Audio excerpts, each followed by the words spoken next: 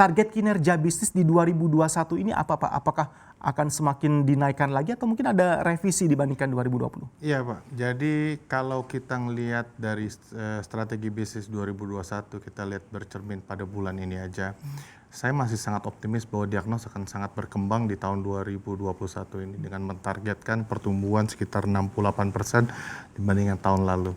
Tentunya dengan pembukaan cabang-cabang baru yang akan kita lakukan di tahun ini akan banyak menyumbang pendapatan Diagnos di tahun ini. Tentunya kita juga tidak boleh terlena, tidak boleh lupa bahwa fokus kita kepada Center of Excellence kita di Diagnos Genomics untuk menjadi pilihan masyarakat untuk tes di Indonesia. Baik, mari bicara angka Pak sebagai gambaran bagi para calon investor. Target pendapatan dan laba bersih 2021 figurnya kira-kira bisa ada di kisaran berapa? Kalau kita lihat pertumbuhan pendapatan sebesar 11,9 miliar atau 68% year on year pada kuartal pertama dibandingkan periode kuartal pertama 2020. Dan pertumbuhan laba usaha sebesar 2,925 atau 54% pada periode kuartal 1 2021. Baik. Sangat optimis Pak. Confident sekali, sehingga kita pun juga ikut bisa optimis berinvestasi di Diagnos Laboratorium Utama. Pak Mesa, tadi di segmen sebelumnya Anda katakan apa yang sudah berhasil di tahun lalu akan dilanjutkan lagi dan Anda memandang ini masih relevan karena terbukti hanya 1-2 bulan saja terkena imbas, kemudian bulan berikutnya sampai ke bulan 9 terus perform untuk Diagnos Laboratorium Utama. Hal baru, inovasi atau mungkin breakthrough selain tadi menggunakan existing strategi, apa lagi Pak? Saya pikir kunci dari, seperti tadi saya sampaikan, kunci dari keberhasilan Diagnos adalah kecepatan dan adaptif dalam menghadapi situasi apapun. Dan jangan lupa bahwa kita di Diagnos itu punya teamwork yang sangat kuat, talented yang very strong, yang ini membuat Diagnos bisa survive bisa dibilang in any condition. Ini yang membuat di 2021 juga strateginya kita tentu akan fokus pada Center of Excellence kita. Di mana genomics tentu tetap menjadi pilihan Center of Excellence kita. Nggak ada lain Pak, saya rasa di Indonesia cuma ada 1 atau 2 center yang kerjaan genomics. Baik, kita gunakan timeline 5 tahun katakanlah dari sekarang. Rencana ekspansi dan ekspektasi pertumbuhan bisnis untuk 5 tahun ke depan gambarannya seperti apa Pak? Oke, 5 tahun ke depan di bayangan saya Pak, bahwa Diagnos akan punya 5 cabang baru setiap tahunnya atau sampai sekitar 25 cabang baru di 5 tahun berikut.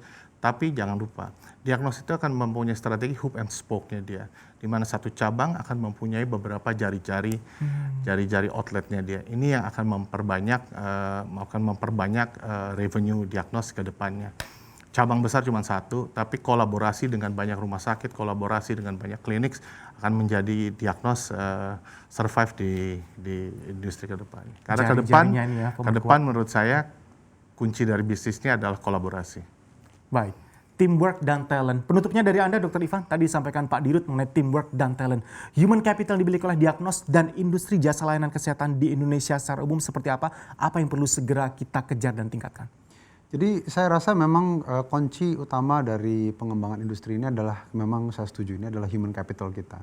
Dan kebetulan karena kami berada dalam portofolio di bawah grup dari BMAS, kami cukup confident dengan grup secara keseluruhan bahwa memang kita saling bantu-membantu di dalam grup ini. Tapi kalau kita melihat di Diagnos sendiri, dengan kecepatan yang sudah terbukti selama 1 tahun terakhir, ini adalah suatu bentuk yang sangat krusial yang kita bisa lihat sebagai fundamental untuk kita membangun ke depannya.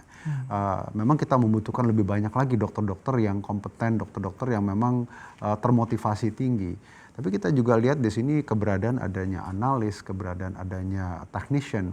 Ini adalah suatu bentuk job yang sangat exciting, yang menurut saya memang sangat dibutuhkan tinggi sekali. Ya kalau kita lihat yang konvensional job itu perawat, kemudian rekam medik dan lain-lain. Tapi di teknologi dan juga di laboratorium ini kita membutuhkan banyak sekali orang-orang yang memang ini menjadi opportunity untuk membuka lapangan kerja ke orang. Jadi saya rasa ini sangat-sangat memberikan saya keyakinan sebagai komisaris utama, tentu melihat dengan perkembangan yang ada di Diagnos ini, kita mempunyai fundamental yang sangat kuat sekali. Dan ini saya sangat mensupport rencana dari perusahaan untuk kita bisa melihat bahwa dalam 5 tahun ke depan ini, tadi yang dikatakan Pak Mesa tadi bahwa kita mempunyai cabang, tapi kita mempunyai lebih banyak lagi jari-jarinya Pak. Dan itu akan membantu kita untuk mengekspand branding kita lebih luas dan tentu cakupan market yang lebih aware terhadap fasilitas yang kita bisa berikan di Diagnos.